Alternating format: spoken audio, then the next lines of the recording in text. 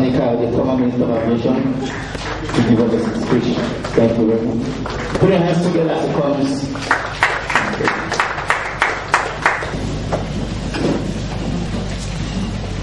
Blessed be the name of the Most High God, the God whom I am and the God whom I serve.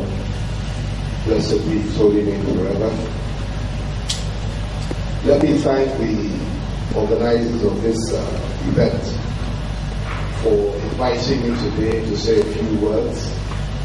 Let me apologize for being a little bit late, because usually when the time is given, I try my best to be there on time. I'm a little bit late, but I'm glad to be here. And I believe this is a timely seminar. I believe that it is one that will benefit this nation. And I want to thank you for the initiative that you've taken, the interest in the affairs of our nation, and I hope and pray you will continue in this way, and that many others will follow in your footsteps to try their best to speak the truth and let the world know what's going on in Nigeria and to make our country a better place. I'll also open with an apology, because I did not prepare a script for this. I chose to speak extempore, and I believe I'm sufficiently familiar with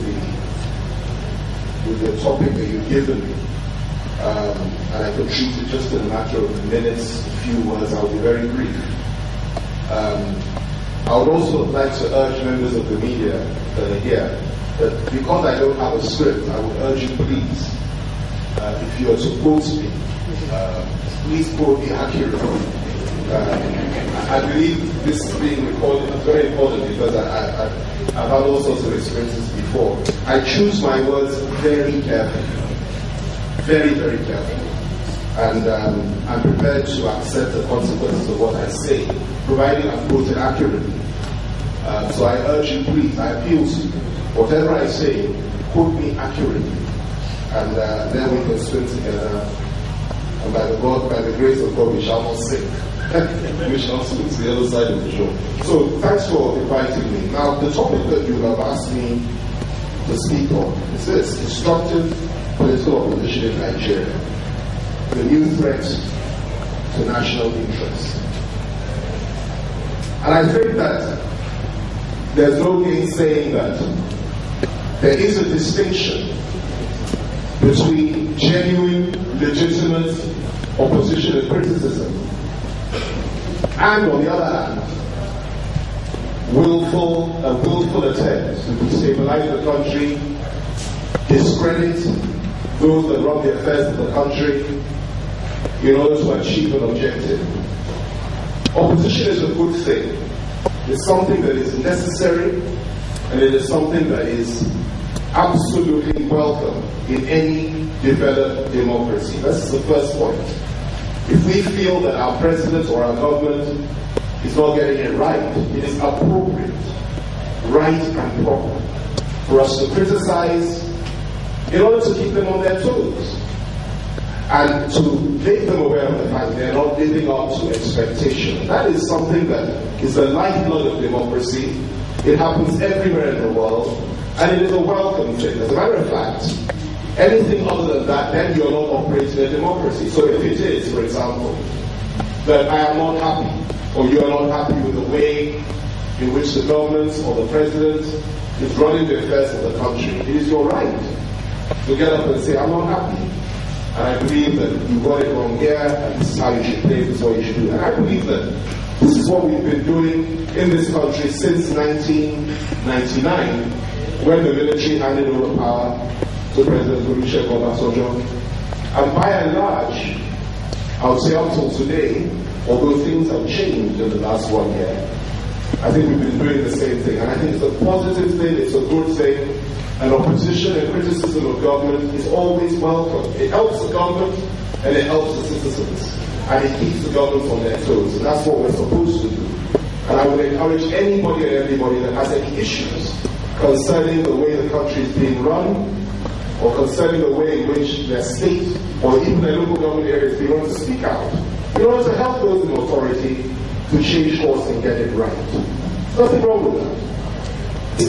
an attempt not just to criticize in order to keep the government on its toes, not just to criticize in order to inform them about our disc being wrong, not just to criticize in order to get them to get it right. That is a situation whereby you have an opposition whose objective it is to ensure that the government at the federal level is not only discredited, but also is brought to an end at the soonest. To ensure that ethnic and religious divides in this country are emphasized and are encouraged in order to achieve their objective, which is to bring to end the rulership or the leadership of this government and this administration. I'm talking about an opposition that is somehow, somewhere or the other involved with those that have been attacking our people, waging a war against our military, whose objective it is to dismember our country. They have an association of some sort, a link of some sort with these people. Why? Because they encourage them. Why? Because they have defended them. And I'll come to all this. Why? And they cite it as evidence of the weakness and the inability of the government to preserve law and order and to protect our people. Now, there's nothing wrong with criticizing a government for not doing its job. Governments have to protect people. Governments have to secure our borders. And there's nothing wrong with saying that if they got it wrong, they should do a better job. And we've said this in the past. I've said that for a number of years now. That we could have taken a harder line on the Haramites and fought them harder. I'm glad that is being done now. And we see evidence of it. However, when your focus is more on rejoicing at the fact that the government cannot do its job properly, or did not do its job properly, or has not been able to secure the release of the girls, or stop the insurgents from killing people and slitting their throats, when your focus is more on that than it is on the very fact that these people have mustered the will to get up and kill our people, dismember our nation, rape our women, abduct our children, burn our homes and houses. You do not express your anger towards those people that commit these atrocities. Rather, you reserve your anger, you hardly criticize them, and you vent your anger on the government. I think there's something wrong. And that, ladies and gentlemen, I believe is where we are today in this country. A situation where the official opposition will criticize our armed forces, our security agents, our government, and will not criticize Boko Haram effectively and consistently. I think that is against the national interest. I think that is unpatriotic. I think it is ungodly. I think it is unacceptable. And I think it's something that every decent, civilized, patriotic, and right-thinking Nigerian should resist and should stand against. What is it that you want? You want power. At what cost? You want power at the cost of the blood of our people. You want power at the cost of the abduction of our girls. You want power because you will do anything to get this government out. Why? You believe one, the man that is there comes from the wrong part of the country. You believe he shares the wrong faith. You believe that at least half of this country should become an Islamic fundamentalist state, forgetting that there are millions of Christians in the north and there are millions of moderate Muslims in the north that are decent people that do not want an ISIL-type state in any part of this country. You want to tamper with the whole essence and the rationale and the essence of the federal constitution, which says this is a secular state. You're prepared to tamper with all that. You're prepared to do anything, question anything, kill anybody, support the killing of anybody, simply because you want power. And when you get that power, and God forbid that you should, what will you then do with it? You will suppress those that oppose you. You will impose your demonic agenda on this nation. You will break the power of the church. You will persecute Christians. You will persecute moderate Muslims. You will impose your will. And you will allow your Haramite friends to sit on the table with you at the pillar and determine policy. This will never happen in Nigeria. And those in the opposition that covertly, and it is a covert agenda, because nobody that is going to get up to tell you this is what we believe in, because the minute they do that, they carry it out of the back. So don't expect them to admit it. Expect them to deny it. But judge people not by their words, but by their actions.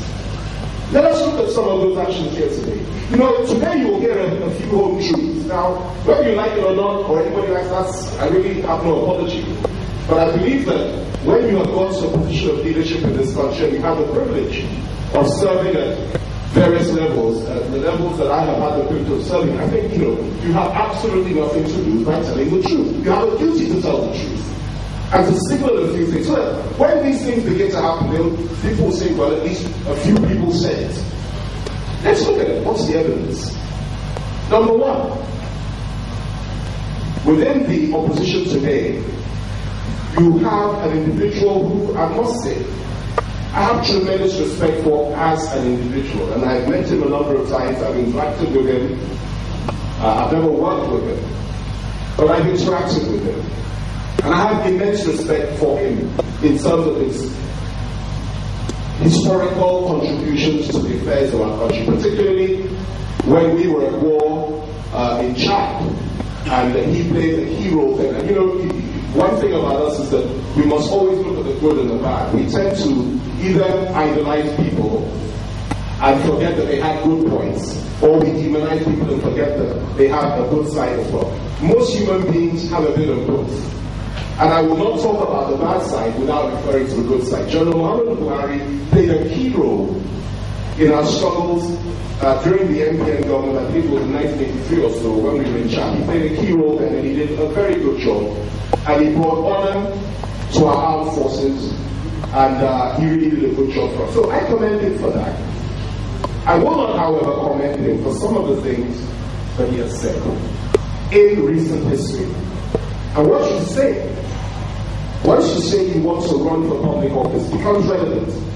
Because we can only judge you by what you say and what you tell us your intentions are. Let's look at the evidence.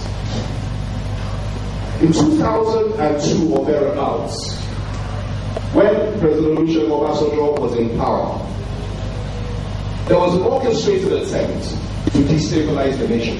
Rather like what is going on today with President Goodluck Jonathan in power. It's the same agenda. And the thinking then was this: we have a Southern Christian president in power, that is Obasanjo, and he has created a level playing field.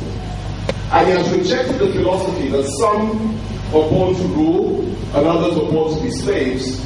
And he has rejected the philosophy that one faith is more relevant and more important than the other. He believes that all nationalities and tribes in this country are equal. He believes that the faith of Islam and Christianity are equal, and he believes that such matters should not be allowed to feature in governments. I mean, we're all equal. That was his view.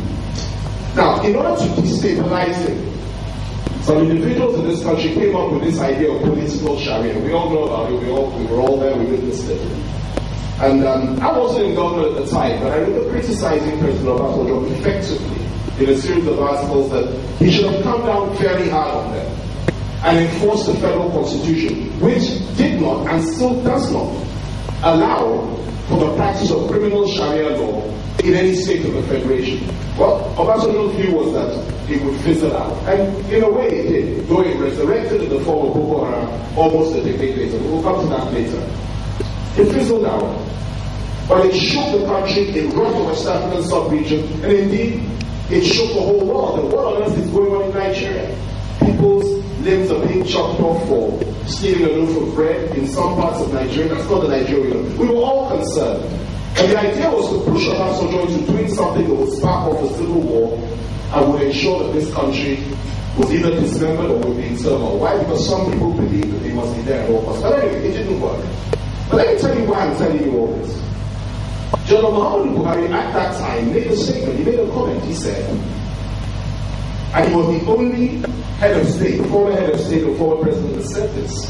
He came out and said he had the full intention, if he were ever elected to be president of Nigeria, of spreading Sharia to every single part of this country.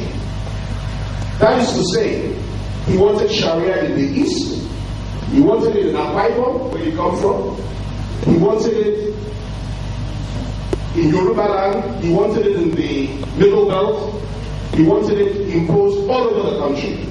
That is the cutting off of limbs, the stoning of women, almost for adultery, almost Afghanistan, Taliban, Afghanistan type of government, where women are not allowed to watch television, must be covered from head to toe in hijab, and all these type of very strange practices. He said he wanted full criminal Sharia throughout the country, and it was intention to do that if he were elected as president. That is number one. Statement of intent. It's on record. Please check it out. It's there. He said it. That is one. Two, he didn't stop there. He went a step further by saying that Muslims in Nigeria should vote only for Muslim candidates.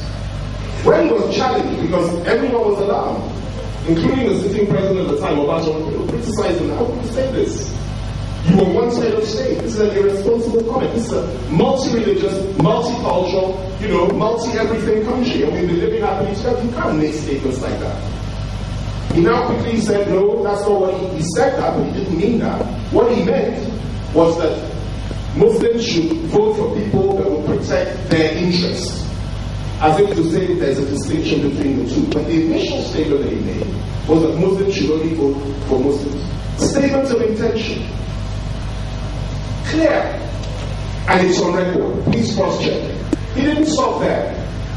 This same gentleman went on to say, again at that time, that why should anybody in this country be concerned about Sharia? Why should Christians bother? After all, if we, meaning the Muslims, cut off our limbs, or cut off the limbs of one another for stealing bread, or we stone women for adultery, or we impose Sharia on one another, it's our business. It is not the business of the Christians, it's not the business of anybody else. That's what we want. This coming from a former head of state. It's on record. It is there. He said it. Well, luckily for us all, and perhaps unluckily for him, the whole Sharia thing, by the power and the grace of the living God, fizzled out, as Obasanjo said it would, and he was not elected as president, and his intentions to spread Sharia and to cause Muslims to vote for only Muslims, and all the other things he said did not come to pass. And we thank God for that. Gentlemen, how many years later? Is the leading, and let me emphasize this. This whole charade of they're having other presidential candidates or aspirants in the APC is nothing but a charade. He is the candidate. That was the plan from the beginning. That is their intention. He will be their candidate. It's possible, in line with his thinking, that he may select a running mate who is also a Muslim, although that has created problems for them because everybody has pointed out how we have in this country today. Let's move on. Again, let's look at the evidence, and let's bring it a little bit closer to today's day. Because I'm talking about things that happened a number of years ago, and statements that were made a number of years ago. Let's bring it up to date a little bit. 2013, last year, I'm still on General Buhari, a man that is entitled to his views, who I respect, but who I disagree with, and who I don't believe ought to be given the privilege of running the affairs of this country. Last year, 2013, we were at the height and pinnacle of the war against Boko Haram, Islamic fundamentalism, and Islamists. These people are killing Muslims and Christians. You know, we're all witness to it. Many of us had loved ones and friends that were either killed or their relatives were killed. Bombs are going off in Abuja, bombs are going off in Kano, in Kaduna, bombs are going off in Jos, bombs are going off all over the world. Sometime last year, somewhere in Borno State, they went there and they slit the throats and drank the blood of those boys. A few days later, Nigeria forgot about it. They rape our girls, abduct them, sell them to Middle Eastern interests. To people in the Middle East, they sell them off as slaves. This is what was going on at the time, and they were bombing our people all over the country. At that time, the federal government rose up to the occasion, and I'm pleased to say this. They rose up to the occasion and they did the right thing, and they proscribed Boko Haram.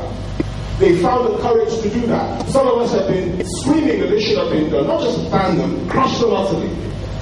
The record is there, Mr. Chairman. Some of us have been screaming they should do this as far as 3-4 years ago. Well, better late than never. Last year, they did so. They started by proscribing Boko Haram as an organization, something that brought immense relief to every right-thinking Nigerian. And what happened? They started, they banned them, and then they now started killing them, burning their homes, and going on the offensive against them. And what happened? Only last year, General Buhari came out forcefully and said that an attack on Boko Haram is an attack on the north. I mean, it was not fair that the Haramites were being slaughtered in this way by the Nigerian military. And he accused our military, our boys, our soldiers, that risked their lives to protect you and I. He accused them of atrocities. He did not talk about the atrocities of Boko Haram. He did not talk about the girls, the boys, the killings, the maimings, the torture, the beheadings. He didn't talk about that. He spoke about the so-called atrocities of our military and said that it was wrong for them to be killing Boko Haram in this way. It didn't stop there. He also said there was some kind of agenda against the North and the people of the North, and the government should not allow the military to do its job. Now, the North is not Boko Haram, and Boko Haram is not the North. Either Christian or Muslim, they do not represent anybody in the North except for a tiny minority of depraved, sick people, beasts, who know nothing about what is good, wholesome, and proper. Boko Haram is not the North. And people like Buhari should be told this in very, very clear terms. So when he says killing Boko Haram is killing the North, or an attack on Boko Haram is an attack on the North, he is completely wrong. That again, his comments, his statement is again evidence of what I call irresponsible opposition. Because the whole idea was to encourage Boko Haram, defend Boko Haram, protect Boko Haram, so they could carry on their evil work in order to do what? Discredit the government and the president. Look, these people are not doing their job, they're not protecting our people. It didn't stop there. I continue with the evidence. And I hope you're still with me. I hope I'm connecting with you. Because it's important that we put all this on record. Everything I've said, please do the research, cross-check. Check out the proofs and tell me if I'm wrong or if I'm lying. But today, you will hear the truth. Let's look at it again. Again at that time, last year, the official spokesman of the opposition, Lai Mohammed, who is the person I've known, good friend of mine, I've known him for many, many years. We started politics together in 1990 or thereabouts, September, a good friend of mine. At that time, he was the spokesman of the ACF, because APC hadn't been formed then. Last year, when the government prescribed Boko Haram, he again came out with an interesting statement, formal statement, as spokesman of the ACF, and he said that not only was it unconstitutional, that is the word he used, but he also used another word, unjust. He said it was unjust for the federal government and the president to prescribe an organization, a terrorist group, that at that time had killed almost 15,000 Nigerians in cold blood, in their homes, in their schools, in their workplaces. and were bombing the country to smithereens. Lai Mohammed, the official spokesman of the opposition at the time, and he still is today, said it was unjust and it was unconstitutional for the government to prescribe them and to stop them from doing what they're doing. I think that is beyond the limits of serious-minded opposition. That is irresponsible, it is unacceptable, it is something that every right-thinking Nigerian should condemn, and I think it's about time that the Nigerian people, particularly their leaders, found the courage to come out and oppose such things and fight such things and say that it was wrong. Now, again, let me give you one more example of the evidence. Plenty, but I'll just give you one more. The activities of the governor of Borno State. Good friend of mine again. I've known him for quite some time, and I've raised this question in a number of places. And he has not been able to answer the question up until now. I've written it, I've said it, and he has simply not been able to answer the question. He's tried, but not a satisfactory explanation. And it's in respect of the Chibok girls. Everybody knows the story, and it's a very sad story, and we pray and we hope that those girls will eventually be returned home. But what led to it? Who caused it?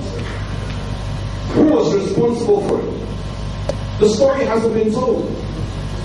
And I think one of the problems we have in this country is the fact that we don't do the research. And I also am glad the President's essay is here, because I think the government also needs to tell the story a little bit more effectively in order to explain to the country and to the whole world that certainly it was not their fault. Far from it.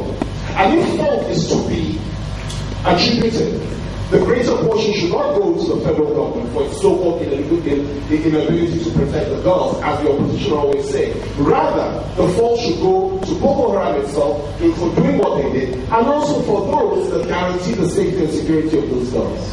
Let's look at the facts. The exam was to take place.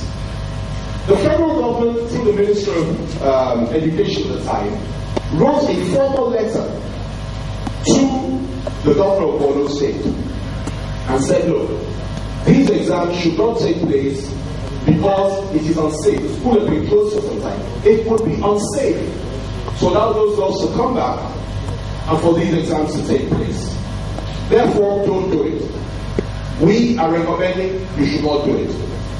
Didn't stop there. WAEC, the West African Examination Authority, they also wrote a letter to the governor of Borno State, and please cross-check this. These were made available to the public. They were published everywhere. Again, they said, look, it is unwise for you to allow these exams to go on in your constituency. Please, Mr. Governor, don't allow these exams to go ahead. And if you insist, relocate all the students to Maiduguri, let the exams take place in Maiduguri. The response of the governor of Borno State and his government was that they would guarantee the safety and the security of the girls, the exams would go ahead, nothing would happen, and those girls would be safe. And then what happened? Not just the obvious, let me tell you what you may not know. The next thing that happened was this. Exams took place, we all know this. But the interesting thing is that all the male students at that school were asked to go home after the exams.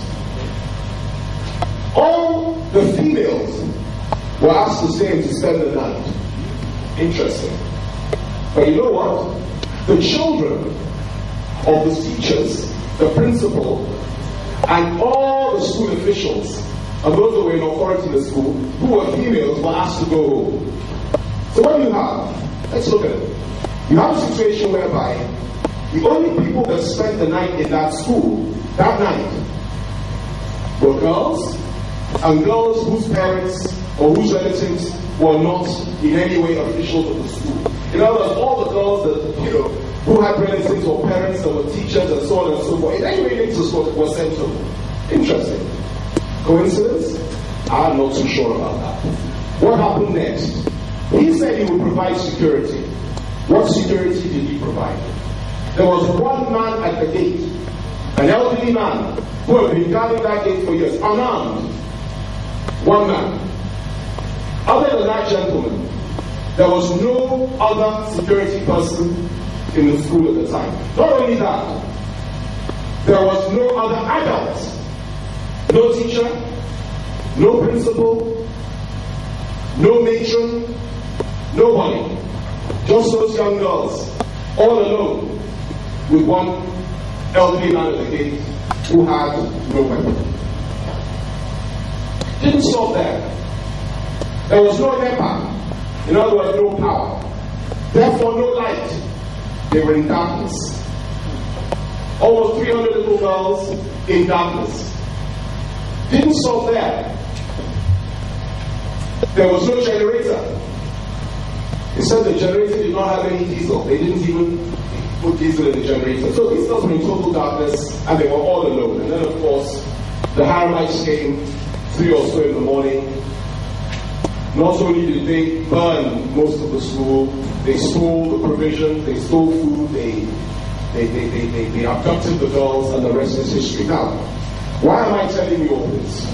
The international media, I might add, not even so much the Nigerian media, and went to CNN, Al Jazeera, BBC, and all the key international television networks to tell the world that what happened in Chibok was evidence of the fact that President Good his own people, and that they should assist him and the opposition and the Nigerian people to ensure that the president got it right and protected our people. All of that. And of course, it suited their purpose and their narrative that each day that the girls have not been found or are not found, they will cite it as evidence for the government's involvement. It's irresponsible, it is unacceptable, it is wrong, and it is about time that we not only tell them that it's wrong, but we also stand up to them and say, enough of these games. Stop playing with the lives of the Nigerian people. Stop being irresponsible. And stop taking so much for granted. These are our girls. They are our children. Didn't stop there. Look at Bring Back Nigeria. Ordinarily a wonderful, bring back Nigeria. Bring back our girls. Ordinarily a wonderful idea. It is good for pressure groups to rise up and encourage the government to do what we all want them to do. I believe the government is doing its best. I believe that the gains in the last few months have been immense. I believe that Boko Haram is on the run. I believe we're much closer to getting the girls back. I believe that the government is doing a good job now.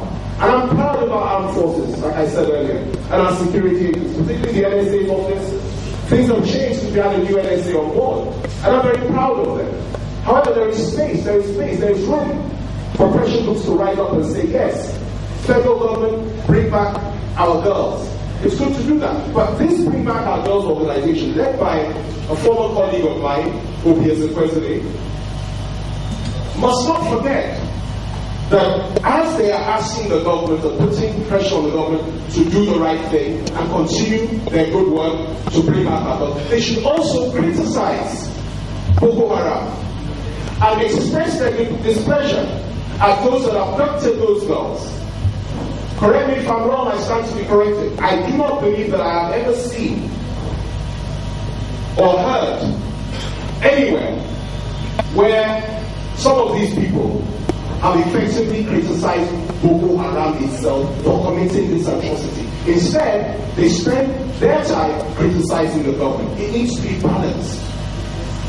Then, of course, comes the cream on the cake. When a leading member of the opposition, and no less the person that's the DG of the Buhari campaign organization, an elder citizen, an elder statesman, somebody again I have immense respect for ordinarily, came out and told us what we already knew, which maybe most Nigerians were not aware of, but we knew it because we read between the lines to see where it's all going, what the Bring Back Our Girls campaign is all about.